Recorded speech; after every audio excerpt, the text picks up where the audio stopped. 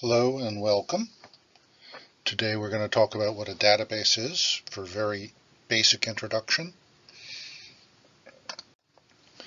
Often you have large amounts of information of one kind, but often, or more often, you're going to have different types of information gathered in different groups, and you want to merge them all together so that they're useful and integrated, but the fact is the data is so diverse, you don't know how to do that. A database is a great way to combine large amounts of data with different varieties of data.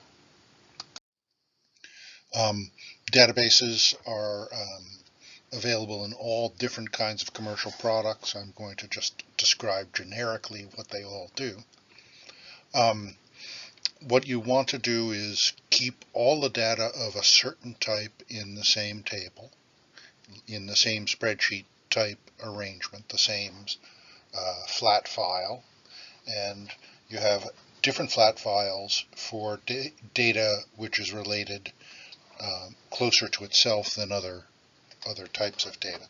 Say you have a flat file for shippers, and a flat file for customers, and a flat file for employees. Each of those concepts has a lot of things related to itself, but they're not as closely related to each other. So imagine one big table on which we run all of our business.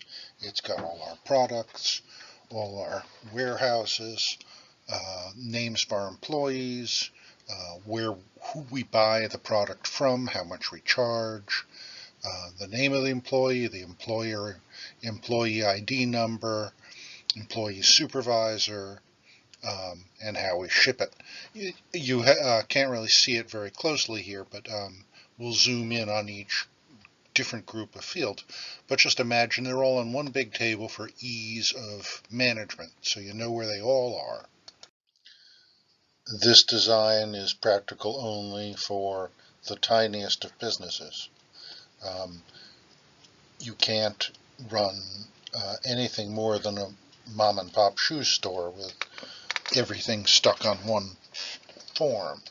You have to, every time you put in an order, you have to enter all these fields, and that's a lot of wasted effort.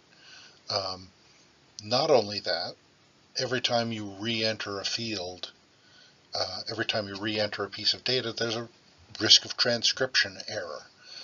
So if you enter Will Smith with two L's in one entry and one L with another entry, you have two separate names, and the computer is going to have difficulty giving you an accurate report of how many times Will Smith placed an order. But this is a good way of looking at how all the information in a business knits together. But again, it's completely impractical. You need to divide this one big table into smaller tables and only work with the small tables you need. That's the only efficient way to do it. And with database systems on a computer, this is easy to do. For example, we have five columns grouped together that describe the product we're selling. And we can expand that, since products are sold to customers in purchases. We'll have 7 columns, which most of them are the same columns, related to a purchase order. And then we'll have 3 columns which describe the purchaser. The purchaser grade, for example, is how elite a customer they are, and the purchaser has an ID number. Then we'll have a bunch of these columns with the employee and the employee supervisor and their identity number. These are all groups which are more closely columns which are more closely related to each other, columns which are more closely related to themselves than to other columns. So For example, you could probably, in fact, have an order table which has 9 of these 16 columns. The employee, who handled the purchase. The purchaser number could be added to the same table. But with this one big table, for example, it gets a little redundant if you have the warehouse and location repeated every line of every row of the spreadsheet. It's a lot of extra data. It might be wiser to have, for example, the warehouse information off in its own little table, and shippers off in their shippers information back over in its own little table. Purchaser information, we only have 4 or 5 purchasers, but we have 10 orders, but we keep rewriting the name of the purchaser. So as you can see, again, a very complex thing. All these, we can break down this one giant spreadsheet into a number of smaller spreadsheets which are which more discreetly organize the data. However, if you have them in different spreadsheets, how are you going to reference information as easily? With this big table, if I want to look up, the purchaser grade of the purchase of cabbage bag by Sam Neill, then it's all available in one line, but you're going to have a huge amount of repeated information if you keep it all in one big table.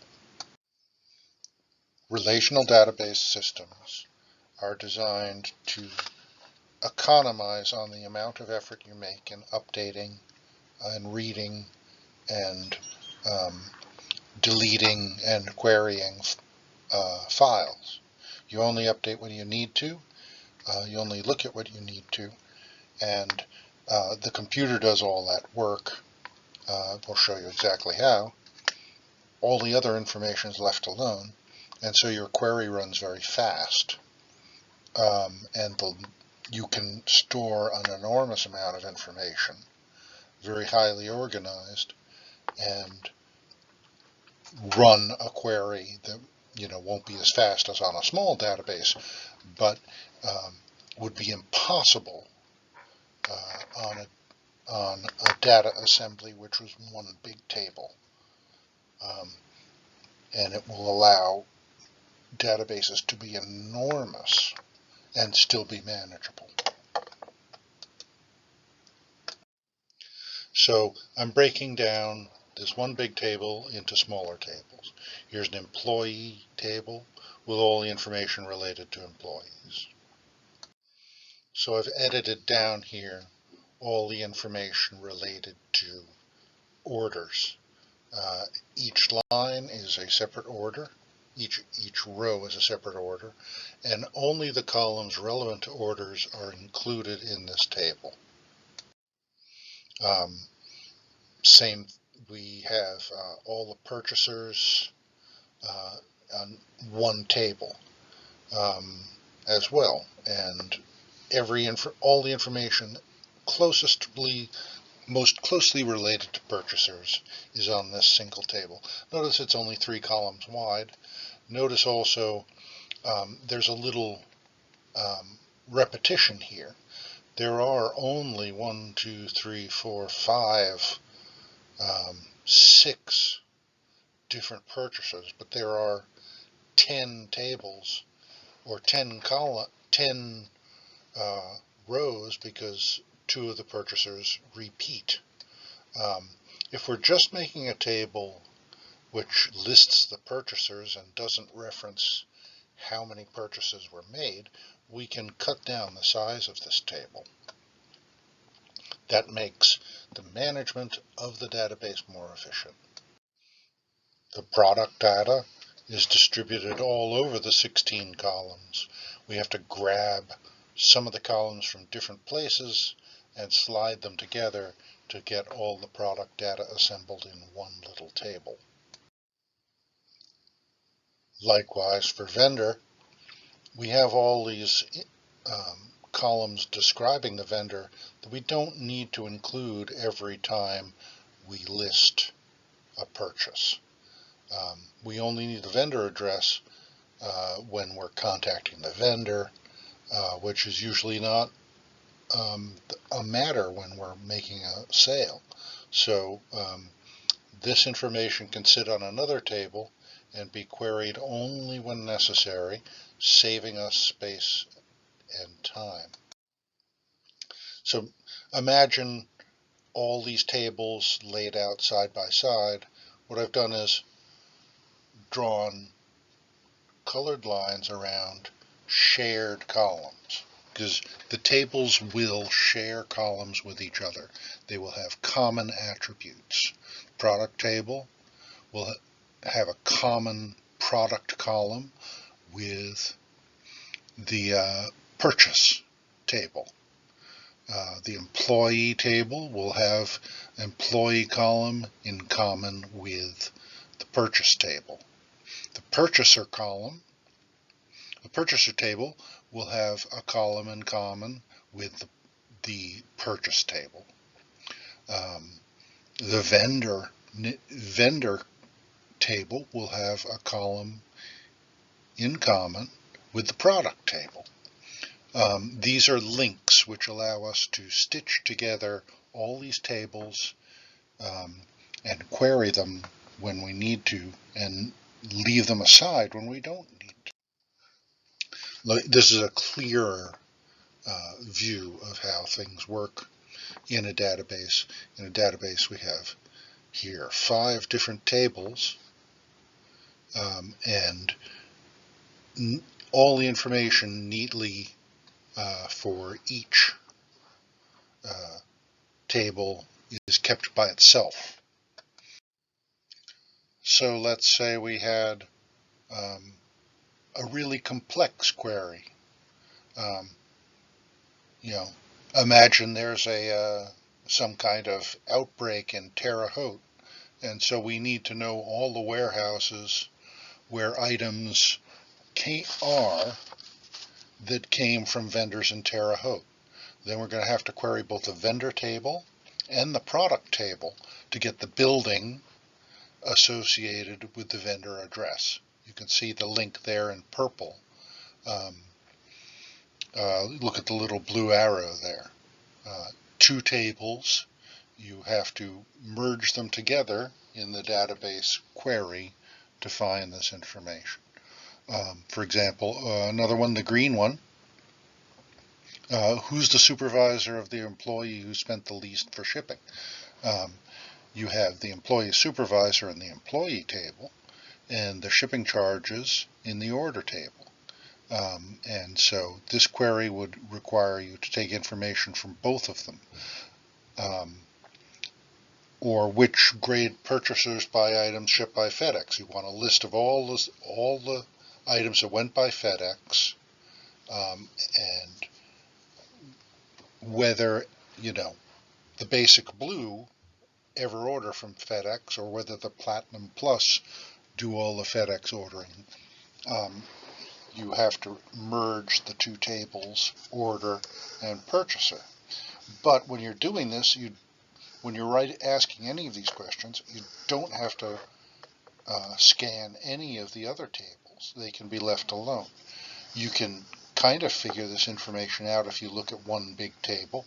But in a large business, of course, there's going to be hundreds and hundreds of columns. It's going to be completely impossible. And so this is what a relational database does. It allows you to make discrete queries on discrete bits of information while leaving everything that's irrelevant alone. So, how do these relational database products work? Well, they kind of look like an assembly of spreadsheets, and they have controls which allow you to knit the tables together based on shared attributes, because all the tables will share a column in common with another table, and You can match those two up, and then you have the ability to derive information in one table from another. That's called a join. And sometimes you link 5 tables together and you can join all kinds of similar columns and access all the information in all those tables very efficiently. So let's see exactly what it looks like. You'll have to get Access or Oracle or something like that. I think Access is probably the best for someone just starting out. I'm going to just show you what it looks like, because the way I've been describing it isn't very intuitive. So this is what a table looks like in Access. It kind of looks like a table in an Excel spreadsheet. It's manipulated in the same way, but Access allows you to place the tables in an arrangement where you can connect their common columns and run queries which allow you to find remote information across tables. Here's the design screen for a table. It will list all the different columns. Won't list any of the data, but it will allow you to specify how the columns are going to be arranged, what data type is in each column. You can manipulate the data from here, but you can't see it. So here's how you knit together different tables in Access. You're knitting together using a query. In this instance, 3 different tables: product, order, and employee. And after we've instructed Access to knit the tables together by specifying the tables and their shared columns, you'll get a new table. In this instance, everything's arranged by the product, and then the order number and purchaser, which come from the purchase table. And then we'll have the employee and the employee supervisor from the employee table. So to get from product to employee supervisor is a number of jumps that you could do with one big table, but you could not do with 5 separate tables. But Access gives you the convenience and simplicity of one big table, but allowing it to be manageable with many, many, many more records than one big table would ever be able to do.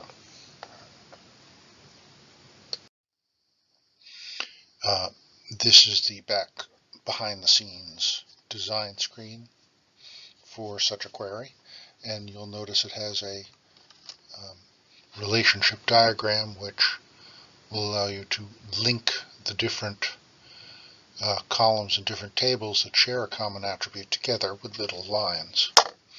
Access understands this logic and produces a table with the relevant information. And here's a relationship diagram that links all 5 tables in our database by common tables. You'll notice, by the way the data is organized, the orders table has the most connections to other tables because it has the most information, and it's composed of information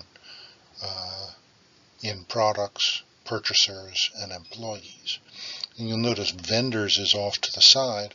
Vendors is connected only to the product table, so it's kind of once removed from the main table structure.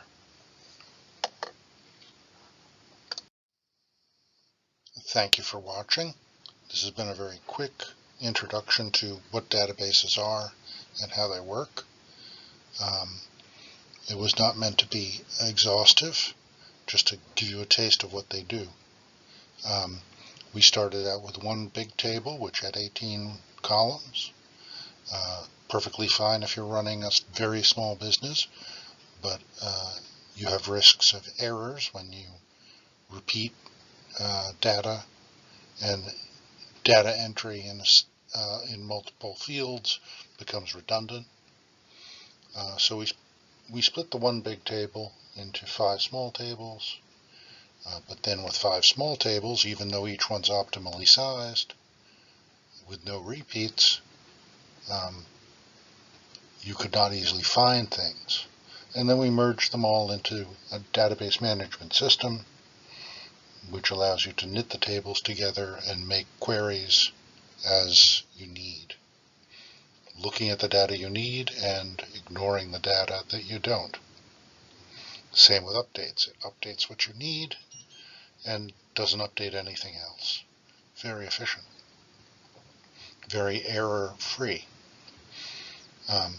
Microsoft Access is a challenging software package, but it's lots of information on how it runs. I'll be building a tutorial on it and one on SQL Server. But more important than operating the individual system is to understand the principles underlying databases, which have not changed over many years or decades. Principles of databases are organic and kind of unchanging, even as databases get larger and more complex.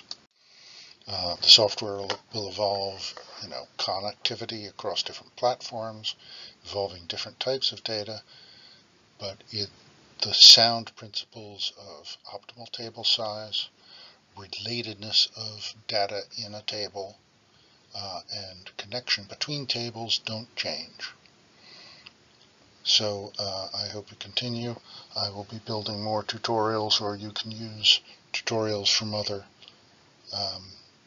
organizations, and I hope you continue in this field.